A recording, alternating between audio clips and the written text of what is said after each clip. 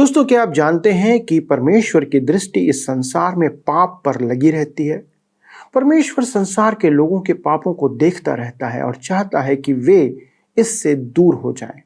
पर यदि वे इससे दूर नहीं होते तो इसका क्या परिणाम होता है, क्या आप जानते हैं? दोस्तों, आइए मेरे साथ इस अध्ययन में शामिल होकर जानिए कि क्यों परमेश्वर की दृष्टि हमारे पापों पर लगी रहती है। आइए इस अध्ययन में शामिल होकर देखिए।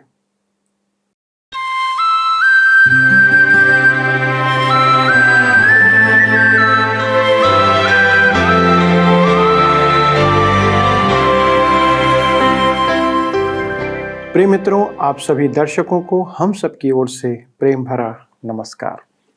मैं आशा करता हूं कि आप सभी परमेश्वर के अनुग्रह में बने हुए हैं और आज के अध्ययन में शामिल होने के लिए तैयार हैं।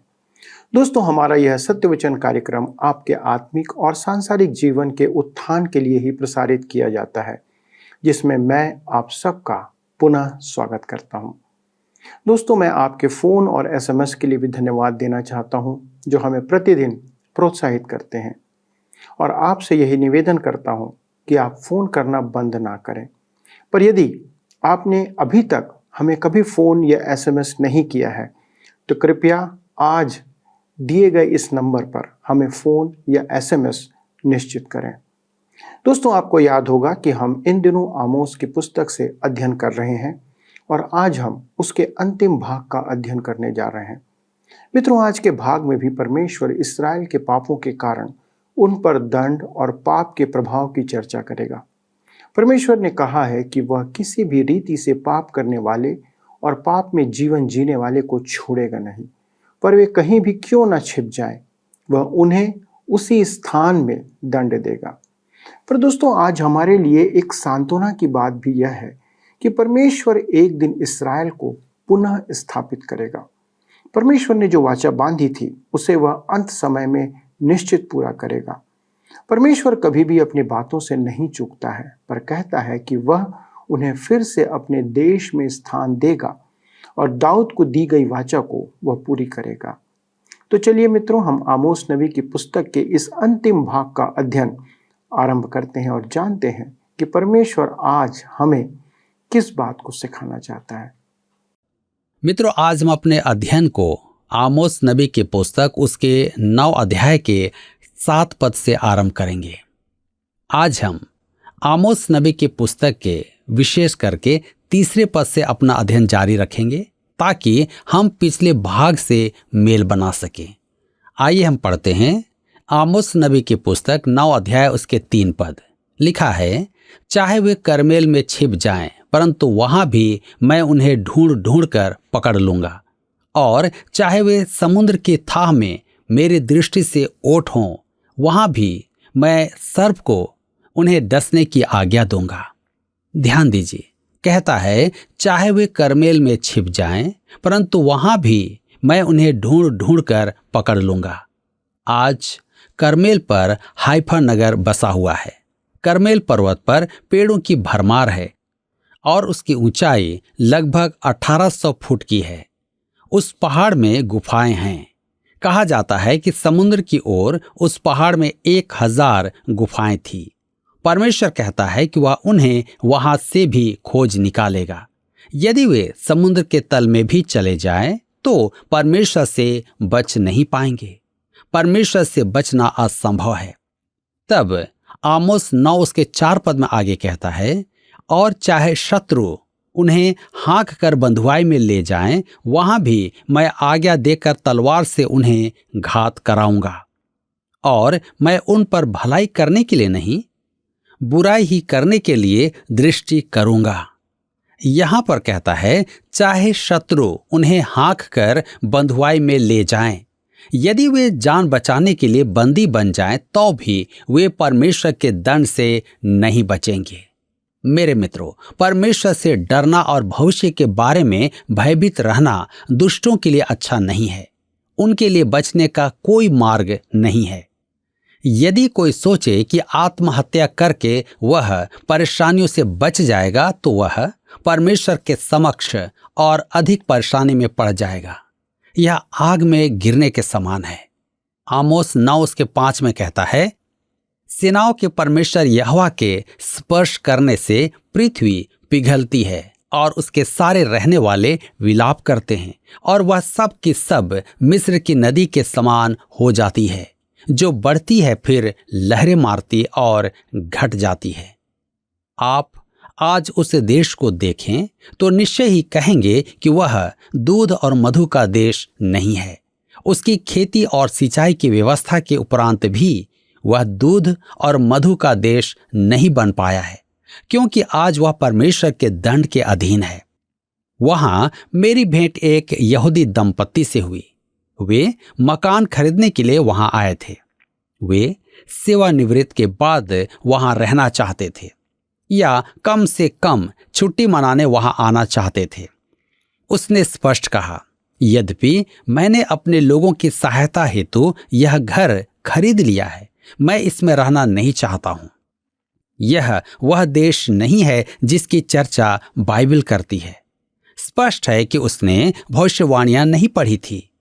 उसने आमोस की पुस्तक पढ़ी होती तो जान लेता कि आज वह देश परमेश्वर का दंड भोग रहा है। हम आमोस 9:6 में आगे पढ़ते हैं, जो आकाश में अपनी कोठरियां बनाता और अपने आकाश मंडल की नींव पृथ्वी पर डालता और समुद्र का जल धरती पर बहा देता है, उसी का नाम यहोवा है। मेरे मित्रों, आमोस अपने लोगों को परमेश्वर की सर्वशक्ति का स्मरण करवाता है। वह सर्वव्यापी है, वह सर्वशक्तिमान भी है।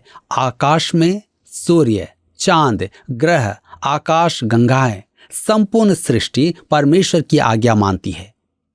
परमेश्वर ने नियम बनाए हैं और वे उन नियमों का पालन करते हैं, परंतु यह अकिंचन मानव सर्वशक्तिमान परमेश्वर से विद्रोह करता है।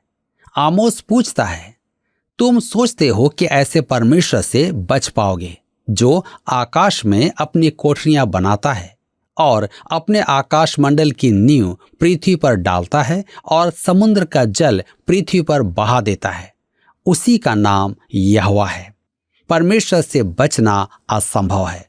आकाश में उड़ जाओ, किसी भी ऊंचाई को छू लो, अधोलोक में उतर जाओ, समुद्र के तल में छिप जाओ, गुफाओं में घुस जाओ, शत्रुओं के पास चले जाओ, परमेश्वर से बचना संभव नहीं है। मेरे मित्रों, परमेश्वर के स्पर्श करने से पृथ्वी पिघल जाती है। वह आकाश में अपना निवास स्थान बनाता है और अपने आकाश मंडल की नींव पृथ्वी पर डालता है। वह समुद्र का जल पृथ्वी पर बहा देता है। उसके लिए कुछ भी असंभव नहीं। उसकी दृष्टि से छिप जाना या बच पाना असंभव है।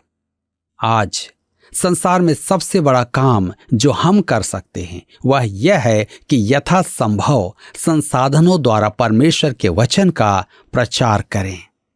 आमोस 9 उसके 7 पद में लिखा है, हे इस्राएलियों, यहोवा की यह वाणी है, क्या तुम मेरे लिए कूशियों के समान नहीं हो? क्या मैं इस्राएल को मिस्र देश से और पलिश्तियों को कप्तोर से नहीं निकाल लाया और अरामियों को कीर से नहीं निकाल लाया? परमेश्वर उन पर अपना प्रेम प्रकट करने के लिए कहता है कि वह उन्हें कूशियों के समान प्रेम करता है।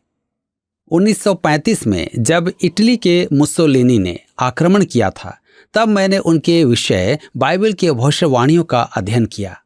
मैं परमेश्वर की योजना में कूश अर्थात इथोपिया का स्थान देखकर आश्चर्य में पड़ गया।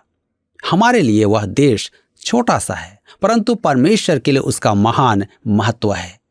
आमोस 9:8 में आगे लिखा है, देखो, परमेश्वर यहोवा की दृष्टि इस पापमय राज्य पर लगी है और मैं इसको धरती पर से नष्ट करूंगा, तो भी मैं पूरी रीति से याकूब के घराने को नाश ना करूंगा। यहोवा की यही वाणी है। ध्यान दीजिए, कहता है पापमय राज्य अर्थात इस्राएल, मैं इसको धरती पर से नष्ट करूंगा। राष्ट्र रूप में वे समाप्त हो जाएंगे और पुनः स्वदेश लौटने पर वे पूरे 12 गोत्र एक साथ होंगे।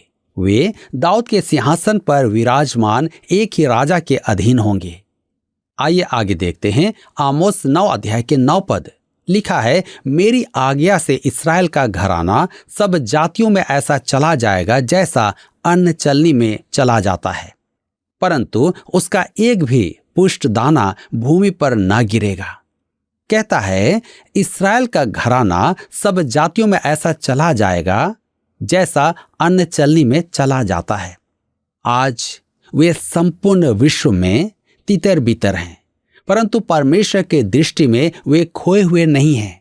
उसका एक भी पुष्ट दाना पृथ्वी पर नहीं गिरेगा। परमेश्वर उनमें से एक को भी नहीं खोएगा। परमेश्वर उन्हें चुन चुन कर वापस लाएगा। आमोस 9 उसके 10 पद में लिखा हुआ है, मेरी प्रजा में के सब पापी जो कहते हैं कि वह विपत्ति हम पर न पड़ेगी और न हमें घेरेगी, वे सब तलवार से मारे जाएंगे। मेरे प्रियो, पापियों का क्या होगा? वे मरेंगे।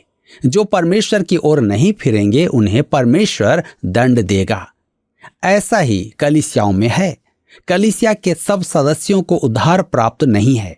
वे सब कलीसिया के सदस्य तो हैं, परंतु सच्चे विश्वासी नहीं हैं।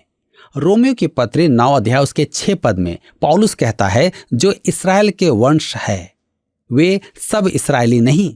इस्राएली 2 प्रकार के हैं, जन्मजात इस्राएली और आत्मिक इस्राएली। एक भी पुष्ट दाना भूमि पर ना गिरेगा। देश के हर एक पापी का नाश होगा, विशेष करके वे दुस्साहसी जिन्हें आमोस संबोधित कर रहा है। यह आमोस का अंतिम दर्शन है जिसमें परमेश्वर के राज्य का विश्वव्यापी पुनरुद्धार होगा। आमोस दंड के भयानक समय और इस्राएल के विस्थापन के पार देख रहा था, भावी महाक्लेश के परे। आमोस 9 के 11 में हम पढ़ते हैं, उस समय मैं दाऊद की गिरी हुई झोपड़ी को खड़ा करूंगा और उसके बाड़े के नाकों को सुधारूंगा और उसके खंडहरों को फिर बनाऊंगा और जैसा वह प्राचीन काल से था उसको वैसा ही बना दूंगा। ध्यान दीजिए, कहता है उस समय, अर्थात इस्राएल के अंतिम दिन। उस समय मैं इस्राएल की गिरी हुई झोपड़ी खड़ी करूंगा। इसको समझने के लिए प्रेरितों के काम अध्याय 15 में आमोस की इसी भविष्यवाणी को याकूब के मुख से सुने। कहता है, इसके बाद मैं फिर आकर दाऊद का गिरा हुआ डेरा उठाऊंगा और उसके खंडहरों को फिर बसाऊंगा और उसे खड़ा करूंगा, इसलिए कि शेष मनुष्य अर्थात सब अन्य जाति जो मेरे नाम के कहलाते हैं प्रभु को ढूंढें। यह वही प्रभु कहता है जो जगत की उत्पत्ति से इन बातों का समाचार देता आया है।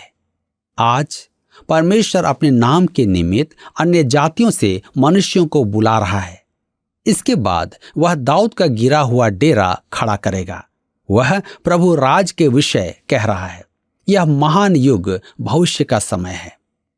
हम आमोस 9 उसके 12 पद में पढ़ते हैं, जिससे वे बचे हुए एदोमियों को वरन सब अन्य जातियों को जो मेरी कहलाती है अपने अधिकार में लें।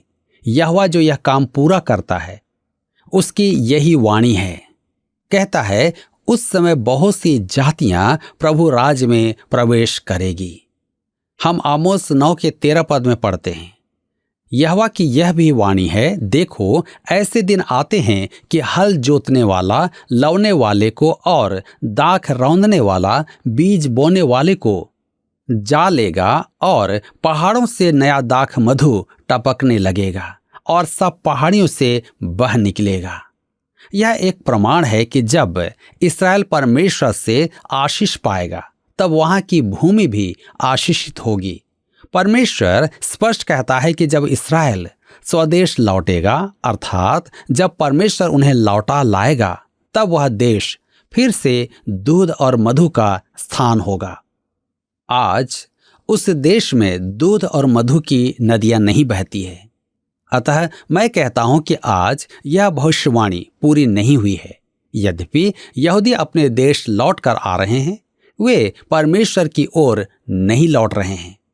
आमोस 9 के 14 पद में लिखा है, मैं अपनी प्रजा इस्राएल के बंदियों को लौटा ले आऊंगा और वे उजड़े हुए नगरों को सुधार कर उनमें बसेंगे। वे दाख की बारियां लगाकर दाख मधु पिएंगे और बगीचे लगाकर उनके फल खाएंगे। मेरे प्रियो, जब परमेश्वर इस्राएल का पुनरुद्धार करेगा, तब न तो उत्तरी राज्य होगा और न दक्षिणी राज्य होगा। वह संपूर्ण देश अविभाजित इस्राएल होगा।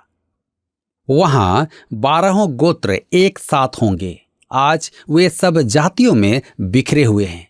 यदि कोई किसी देश को उन 10 गोत्रों से जोड़े तो वह धर्मशास्त्र संबंधित तर्क नहीं है, क्योंकि वे संगठित नहीं, विसर्जित हैं। कहता है, मैं अपनी प्रजा इस्राएल के बंदियों को लौटा ले आऊंगा और वे उजड़े हुए को सुधार कर उनमें बसेंगे। आमोस 9:15 में लिखा है, मैं उन्हें उन्हीं की भूमि में बोऊंगा और वे अपनी भूमि में से जो मैंने उन्हें दी है फिर कभी उखाड़े ना जाएंगे। तुम्हारे परमेश्वर यहोवा का यही वचन है। जब परमेश्वर उन्हें स्वदेश लौटा लाएगा, तब उन्हें हिलाने वाला कोई नहीं होगा। परमेश्वर उनके लिए जो करेगा वह यह है। पहली बात, वह दाऊद का राजवंश फिर स्थापित करेगा। वह राजा कौन होगा? दाऊद की संतान कहलाने वाला प्रभु यीशु। दूसरी बात, इस्राएल विश्व के मान्य देशों में से एक होगा। उस समय उसे संयुक्त राष्ट्र संघ और अरबों की चिंता नहीं होगी। वह परमेश्वर के आशीषों से संपन्न एक राष्ट्र होगा, जिसका सम्मानित स्थान विश्व राष्ट्रों में होगा। तीसरी बात, संसार की सब जातियों में मन फिराव होगा, परंतु ऐसा तब होगा जब कलीसिया उठा ली जाएगी। मसीह की ओर फिरने का समय अभी भविष्य की घटना है। यह कब होगा? जब परमेश्वर इस्राएल को स्वदेश में स्थापित करेगा। चौथी बात, वे उजड़े हुए नगर पुनः बसाएंगे। पांचवी बात, वे अपने बागानों के फल खाएंगे और अपनी दाख का दाख मधु पिएंगे। देश पर से शाप हट जाएगा और विपुल पैदावार होगी और वे फिर कभी उजाड़े ना जाएंगे। परमेश्वर यहोवा का यही वचन है। और अंतिम और छठी बात, और इस्राएल के लोग अपने देश में से जो मैंने उन्हें दिया है फिर कभी उखाड़े ना जाएंगे। तेरे परमेश्वर यहोवा का यही वचन है। मेरे मित्रों, इसी के साथ यहाँ पर आमोस नबी की पुस्तक का अध्ययन समाप्त होता है और मुझे पूरा विश्वास है कि इस अध्ययन के द्वारा आपने अवश्य ही अपने जीवन में आत्मिक लाभ प्राप्त किया है। परमेश्वर इन सब वचनों के द्वारा आप सबको अधिकाई से आशीष दे। तो प्रिय मित्रों, आपने देखा कि परमेश्वर इस्राएल के सभी लोगों को जो पाप में जीवन जी रहे थे उन्हें दंड देने के लिए किस हद तक जाता है। यह बात हमें प्रकट करती है मित्रों कि पाप करके हम परमेश्वर की नज़रों से बच नहीं सकते। हमने पहले यह जाना था कि पाप और परमेश्वर एक साथ नहीं रह सकते, और यदि हम सिखाने और समझाने के बाद भी अपने पापों से दूर नहीं होते हैं तो हमें उसका दंड भुगतना पड़ेगा। मनुष्य प्रायः ऐसा ही सोचता है कि हम पाप करके बच जाएंगे, परमेश्वर सब कुछ भूल जाएगा। दोस्तों, परमेश्वर कुछ नहीं भूलता। वह हमारे पापों को याद रखता है तब तक जब तक वे क्षमा नहीं किए जाएं। आज हमें यह विचार करना है कि हमारे पाप किस स्थान में है। क्या हमारे पाप आज हमारे ऊपर ही हैं या हमने उन्हें प्रभु यीशु के ऊपर डाल दिया है? यदि हमारे पाप आज भी हमारे ऊपर हैं तो हमें उसका दंड भुगतना पड़ेगा। पर दोस्तों, हमारे पास आज भी समय है कि हम अपने पापों को प्रभु यीशु मसीह के ऊपर डाल सकते हैं। वह हमारे पापों को उठाने के लिए विश्वास योग्य, तैयार और उत्साहित है। आज ही आप अपने पापों से छुटकारा प्राप्त कर सकते हैं। क्या आज आप पापों से छुटकारा पाना चाहते हैं? यदि हाँ, तो आज ही आप अपने पापों को प्रभु यीशु पर डालकर उनसे बच सकते हैं मित्रों, उसके दंड से बच सकते हैं। आइए हम परमेश्वर से प्रार्थना करें कि वह हमारे पापों को क्षमा करे, ताकि हमें इस्राएल के लोगों के समान पाप का परिणाम न भोगना पड़े। दोस्तों, आज भी इस्राएल ने यीशु को अपना उद्धारकर्ता स्वीकार नहीं किया है, इस कारण वे आज भी दंड के अधीन हैं। पर दोस्तों, आज आप उससे बच सकते हैं क्योंकि आपके पास वचन का ज्ञान है और समय भी है। दोस्तों, अगले प्रसारण में हम एक नई पुस्तक का अध्ययन आरंभ करेंगे, इसलिए आपसे निवेदन है कि इससे चूकिएगा नहीं। आइए हम प्रार्थना के साथ इस अध्ययन को समाप्त करें। प्रिय स्वर्गीय पिता परमेश्वर, हम धन्यवाद देते हैं कि प्रभु आप अपना वचन हमें किसी न किसी रीति से प्रकट करते हैं। प्रभु हम धन्यवाद देते हैं आमोस की पुस्तक के अध्ययन के लिए, जिसके द्वारा प्रभु आपने प्रकट किया कि किस रीति से आप पाप का दंड देते हैं और आप अपने लोगों को किस रीति से उपयोग करते हैं कि आपका वचन दूसरों तक पहुंचाया जाए।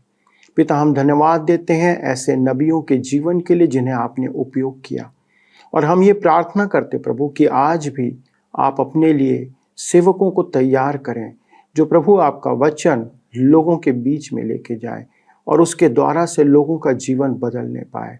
पिता परमेश्वर, जो आपके निकट आते हैं, अपना मन फिराते प्रभु, अपने आप को आपको समर्पित करते हैं प्रभु, आप कभी उन्हें दरकिनार नहीं करते, परंतु उनकी विनती पर कान लगाते, क्षमा करते और अपने राज्य का अधिकारी बनाते हैं।